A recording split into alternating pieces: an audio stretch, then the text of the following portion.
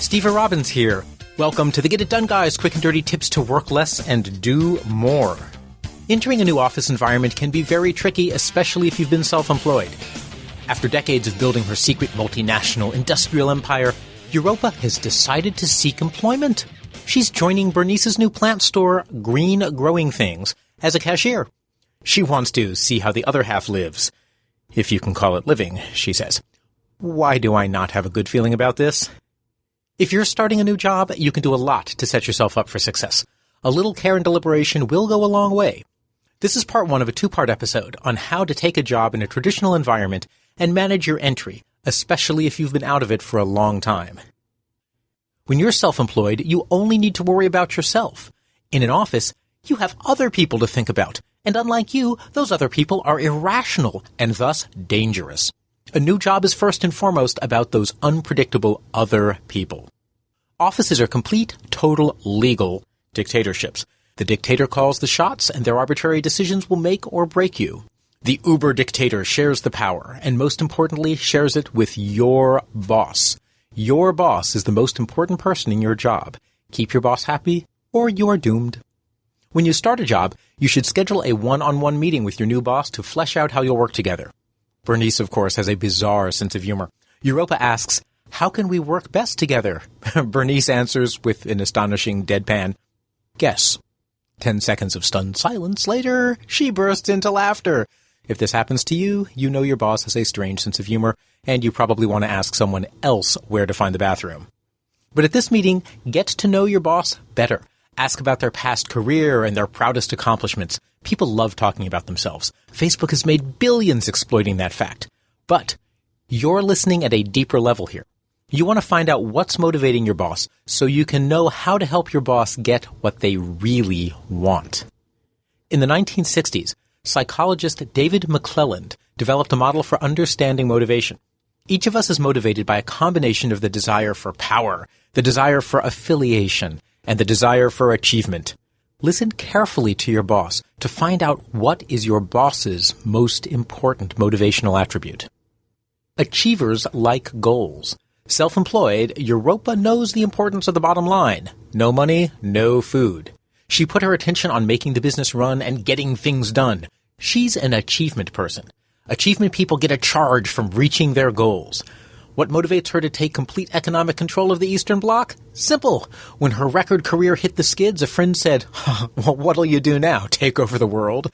She said, yes, jokingly, and, well, Europa's really motivated to reach her goals. If your boss talks about how satisfying it's been to reach goals, either individually or as a team, they're achievement-oriented. You want to ask how you can help them reach their, and the team's, goals, and then prepare yourself to deliver on that promise.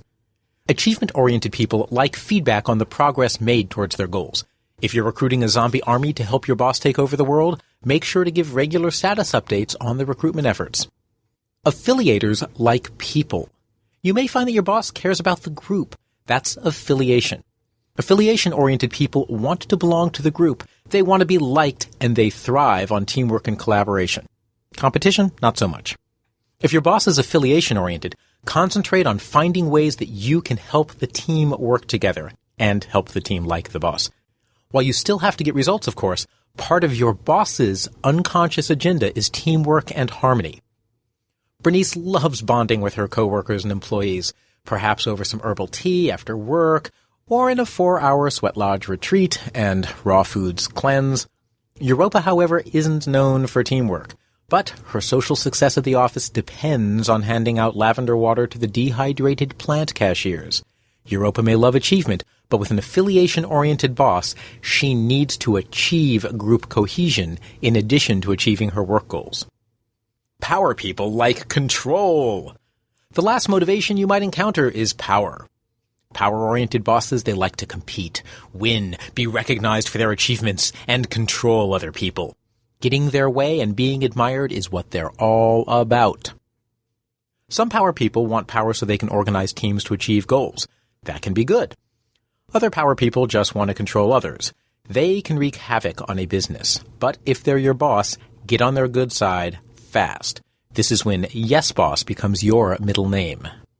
When you're working with a power-oriented boss, Your challenge is to help them accumulate power, to get their way and to get recognized. If you give them answers, do it in a way where they can share in or take all of the glory. Your boss is your 800-pound gorilla whose preferred motivation style factors heavily into their unconscious goals. At your first meeting, get a sense of your boss's preferences by listening to stories from the past and discussions of what your boss wants for your group in the future.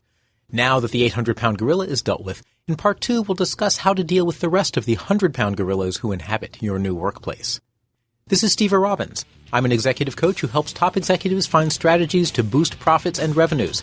This January, join me for a webinar to learn from your past year and plan for your next year to be awesome. If you want to know more, visit steverrobbins.com/New Year's. That's STEVERROBBINS.com/New Year's.